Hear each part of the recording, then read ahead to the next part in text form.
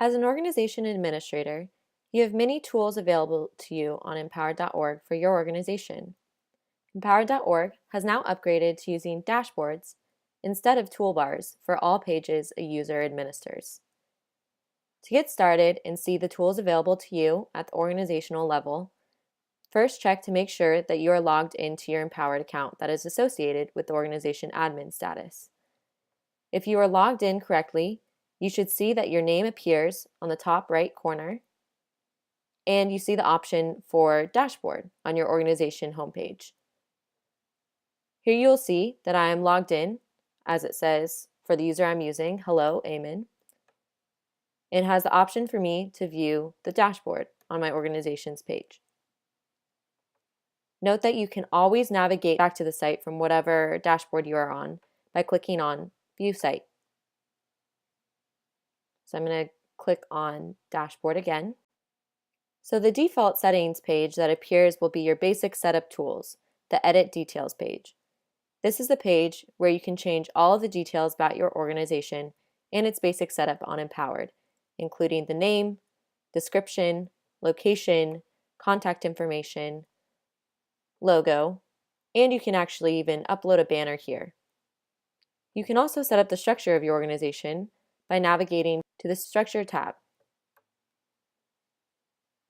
You can choose whether your organization will have additional hierarchy. In this case, for this organization, we have multiple chapters. You can also rename that hierarchy to whatever you'd like. You can choose to include an extra category, such as programs, destinations, whatever you want to call it. And these are the tools where you can enable whatever type of structure that you'd like. So if you have volunteer activities, you can enable that here, enable fundraising campaigns, membership, and even event registration. Down here, you'll see a tool for uploading files for your organization. Note that this is just the file upload for the entire organization. So to give a demo of this, say I'm just going to upload one Word document that I want my entire organization to view.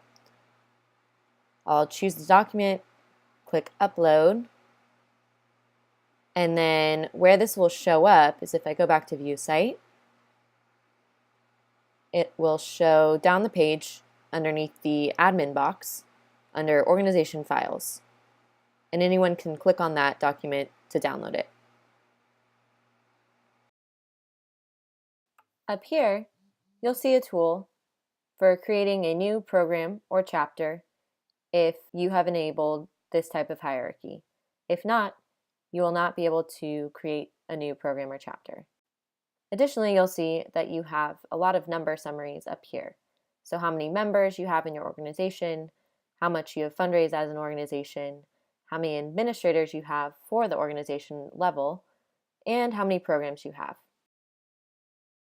In the Organization Admin dashboard, under the Settings tab, after Edit Details, you'll find a list of options depending on how you have chosen to set up your organization. At the basic level, if you're an organization that has chosen to have no additional hierarchy, such as programs, groups, or chapters, you will find a simple listing underneath of initiatives, volunteers, administrators, and member titles, and even members if you've decided to include that. If your organization has added an additional hierarchy, such as chapters or programs, then you'll see those listed here. Now, what do these do? Well, let's take initiatives for example. When you click on initiatives, you will see a list of all the initiatives within the organization. Initiatives include all volunteer activities and fundraising campaigns. You can use the search box to filter for any keyword, or alternatively, you can click on the top of the column to sort these initiatives. You can also navigate directly to an initiative dashboard by clicking on the settings next to that initiative. There you will find similar tools to what you have on the organization dashboard, but specific to that specific initiative. Clicking on the name of the initiative will take you to a separate tab of how that initiative looks like to the public. Similarly, clicking on volunteers will list all the volunteers in your organization and allows you to see the amount fundraised by the volunteer, as well as their current initiatives and volunteer history. Users become volunteers only when they volunteer for an initiative. You can even navigate to the specific initiatives with which a volunteer has participated by clicking on History and clicking on the link of the initiative.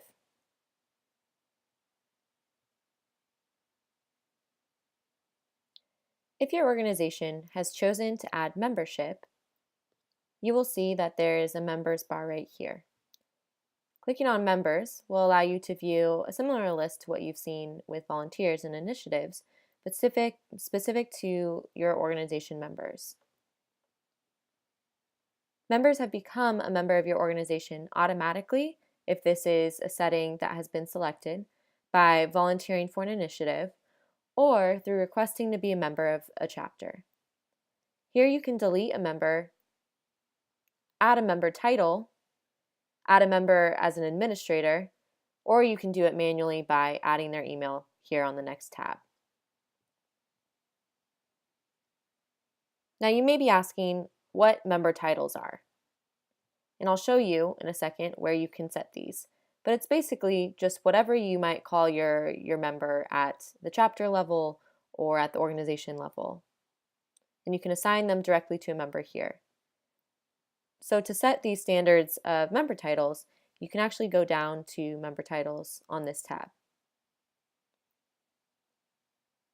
This is where you can edit an existing title by changing the name, delete that title, or create a new title. Member titles are assigned by either an organization or a chapter administrator at the chapter level by navigating to members, but the member title itself can only be designated by an organization administrator on this tab. Clicking on Administrators will allow you to view a list of all your organization's administrators like yourself. Here you can either delete an administrator directly, right next to his or her name, or add administrators to your organization by navigating to the Add Administrators tab and entering in their email or uploading an XLS file of all of these emails that you'd like to add as administrators. You can also choose to include a more personal message that will be sent directly to the email that you enter in here.